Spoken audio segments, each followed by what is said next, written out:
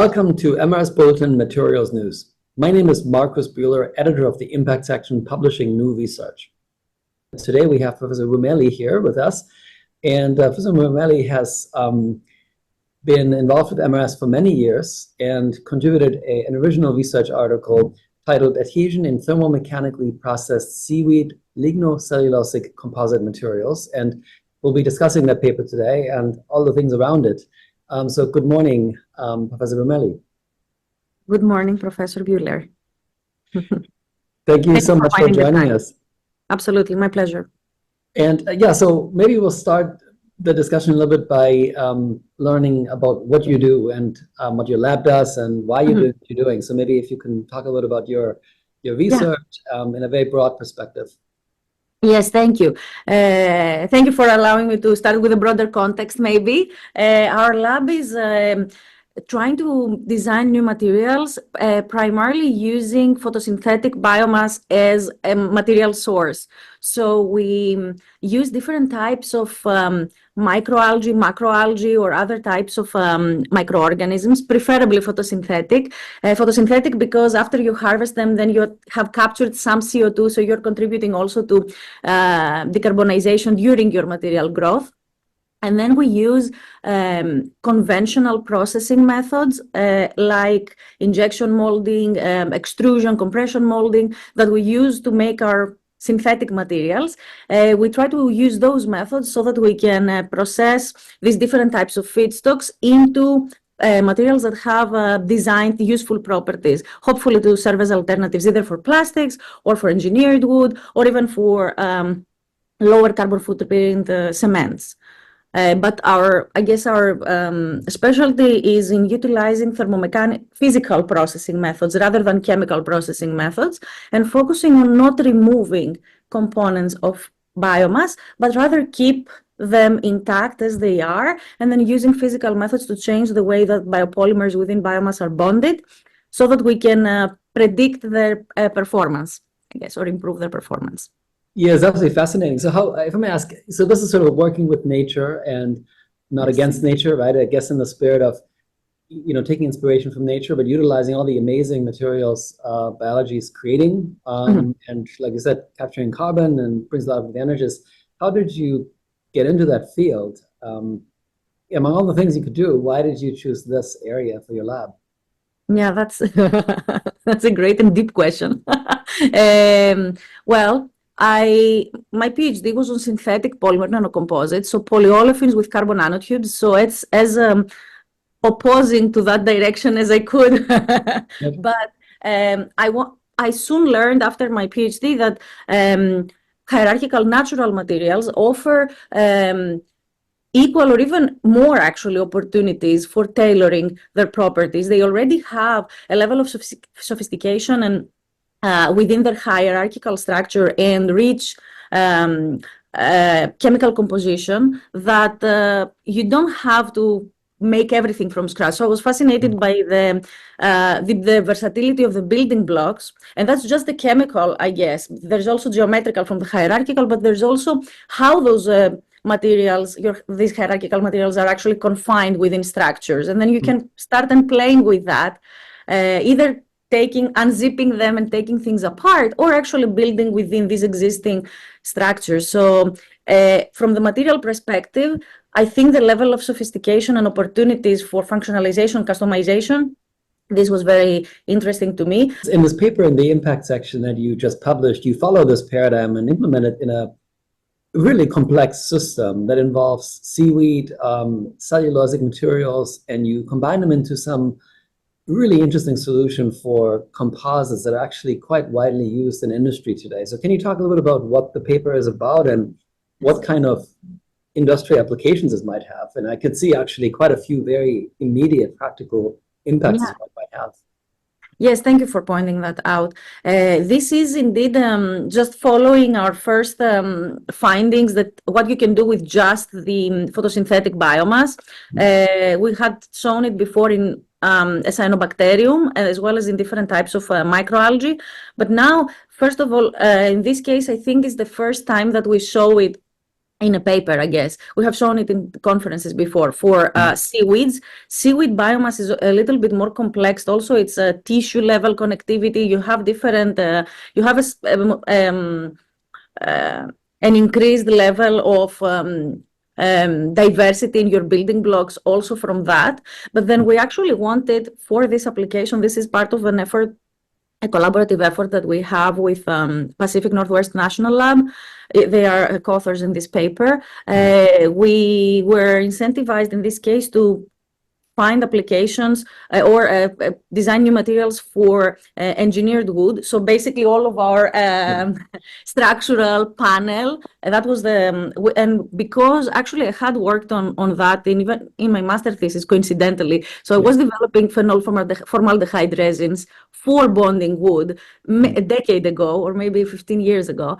And then I know that we definitely need also to find solutions for those. Those were perfectly for our applications right now, but formaldehyde emissions, the fact that we source them only from petroleum, the fact that they make the whole product, even though the composite wood that we use today is about 90% wood, so it is 90% renewable, yet we do landfill it. We don't send it to any composting facility because of the binder that we use. So in this case, we wanted to see basically, can we use our system, which we know that you can create bulk self-bonded materials from compressed seaweed, basically, under certain conditions of heat and pressure. But can we actually use it to bind something else? And in this case, we're binding wood waste particles that we got actually from our wood shop on campus. So we literally went and collected mixed actually, it's not mixed, it's from one type of wood, but it is real waste. We just sieve it down so that we can have a controlled particle size. And then we mix it with the powderized seaweed to see that can we actually create conditions with heat and pressure enough that would allow these two materials to bond in a way that the seaweed is going to function as a dry adhesive, if you, not dry because you heat and pressure it, but it doesn't really melt. So as an adhesive, basically. And we are following the same, exactly to stay close to an application, we follow the same heated compression molding, because that's exactly how we actually do the panels today. You mix the wood particles or fibers with glue, and then you have a very large industrial size hot press. And the conditions actually are quite similar, both in terms of temperature and pressure, which is a coincidence. Yeah, that's really, really interesting, because not only can you replace some of those, toxic, I guess, as well, right? They're toxic or have issues, as well as, of course, other environmental concerns, materials, but you can also tie in right into an industrial process, which probably will help with adaptability in real life applications. Hopefully. I thought really was striking about your work that you're going to provide an actual solution that might be adopted by industry with fairly low investments as a new machinery. I mean, you could use the same machines and the same equipment probably there. So can you talk a little bit about your, the kind of work, the research you did, and break it down into, for a very broad audience of listeners that might be interested in understanding. So now we know that, what you've done is created a way of creating particle wood, but out of renewable sources, and then found a way of engineering seaweed and creating a glue or an adhesive that kind of provides an alternative to existing technologies. But what did you need to do to actually make that happen? What are some of the technical challenges that you, your students, your team, you mentioned you worked with Pacific Northwest Lab. I mean, what did you have to do to make this work? Yes. Let's see how to answer that. Because I think we didn't even show in this paper some of the, for example, Pacific Northwest National Lab, their contribution right now in this study was to provide the material and to to create the life cycle assessment portion of the paper, which allows us to have a high level discussion about overall environmental benefits of using this material as a binder over the synthetic versions. However, the part of their work that is not reflected, that took them a while, and they are experts in, is actually in modulating growth conditions for many different types of seaweeds, including the one that we used here, so that they can optimize the carbon uptake. Because, and this is really not my area of expertise, I don't, and this is a wild type material, so it's not genetically modified to have any different properties. And of course, that's a new different track that many people, I think, are looking into, not for this seaweed, but in general. So their contributions are on the cultivation synthesis and increasing the reproduction rate and how fast the seaweed grows. Our work was then, okay, you receive literally a tissue.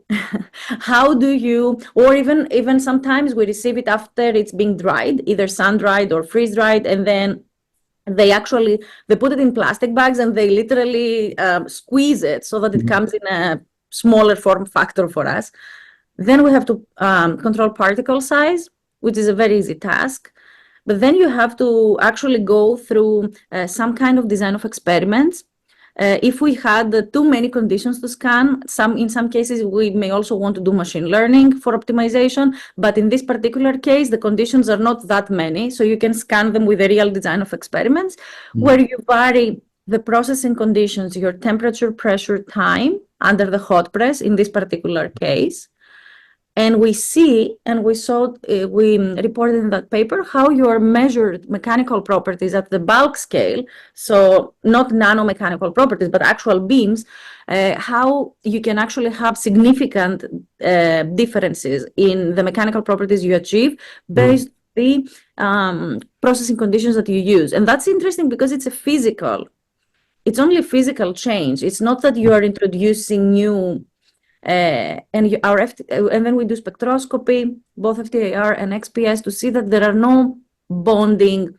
It's not like you are dramatically changing your material. The biggest hurdle, I guess, is to scan your processing conditions and see, are there any conditions that give you a material that doesn't fall apart, that if you test it against an MDF, for example, or a commercial other particle board, can it have similar properties? So we showed that in terms of dry strength, in terms of just not exposing to humidity or anything else. And after that, understanding why that happens is another thing that we discuss in the paper, how this material functions as a binder. Then we subjected to a series of other experiments, including submerging into water and testing the strength, but also the time until it completely crumbles, and how does it fall apart. Flame resistance as well. One of the biggest benefits of using these types of biomass actually as an adhesive is that it is self extinguishing. It doesn't catch on, it chars basically. So then in a product, this is quite important because you would want to add other fillers to stop any kind of fire propagation. So that is also something that we look into. Yeah, it's fascinating. I mean, and then I think when I look at this, I see kind of a lot of, you make a new material, which you have created, you've optimized, the steps to make it, and a whole new world opens up, and a lot of things are not known about this material. Yes. And so you're applying, very elegantly a variety of different materials, analysis, characterization tools, which have been used in other materials, but now you're using it for an entirely new class of materials almost. And so I think one of the things that I enjoyed about learning in your paper is really that this is a platform, right, that you can use maybe for other biomass-derived materials or future variations of this particular material. I mean, you mentioned you could do genetic engineering of some of those ingredients, or maybe add new ones. And I think this is a platform that can be applied. So I definitely encourage everyone to take a look at the paper. It's online, available. You can download it. You can find it on MS Bulletin impact section, and we'll put the link in the video caption as well as in the video description. And so the last question I had really is kind of looking into the future. So this really sounds very much like an opening of a new area of research that has potential implications in both basic sciences and really understanding these materials and putting them on on an equal footing to a lot of the other biomaterials and engineering materials we've studied as a community, right? So this is a big kind of job there to do. But also there are lots of technological implications that are probably, in this case, much more tractable than in many other materials, right? So if you're creating a material that's brand new, it might take 20, 30 years until it hits the market. In your case, it might actually happen tomorrow if you find an industry or a company that might be interested in exploring this. So what's next? Among all these different possibilities, what are you most excited about? And/or what do you think the community should work on? Not just your lab, but maybe what would you like others to look into in this really exciting field? Yeah, thank you, first of all, for your assessment, I guess, and your opinion about that. It is a little overwhelming if you think about the fact that how much we don't know, actually. And that is where I am the most excited for my lab and others to contribute. This is just a proof of principle. We have actually in the lab, we have, even for our outreach, we show the same principles for all sorts of different feedstocks. So we know that there is some kind of general rules that we can actually discover and use to make a whole family of materials. There's nothing special about this particular seaweed or our previous work.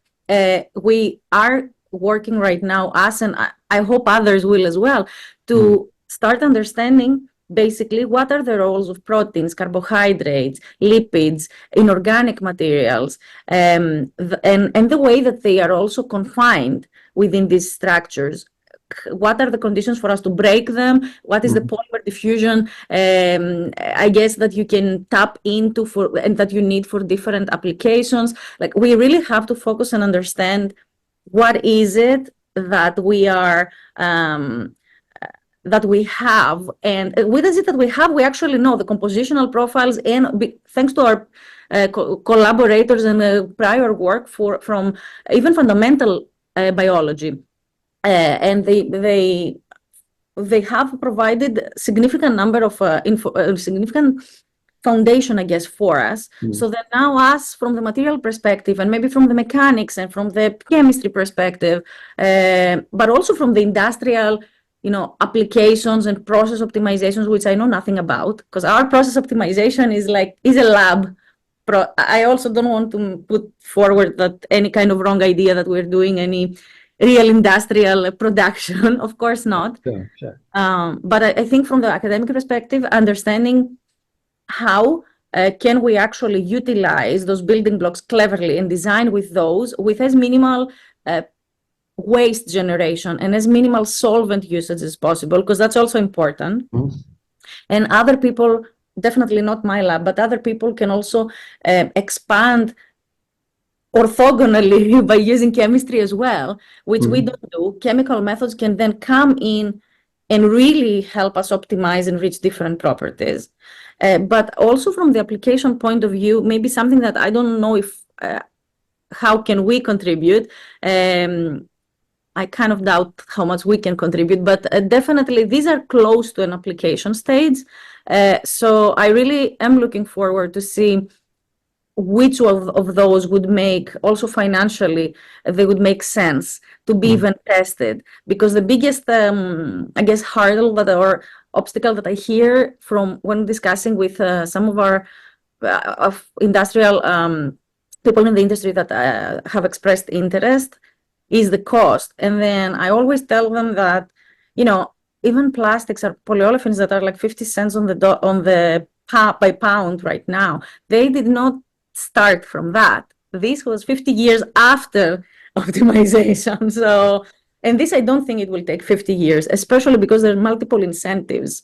Growing photosynthetic, even in the US today, we have so many government funded or supported, local or federal programs that incentivize people to grow photosynthetic feedstocks, especially aquatic.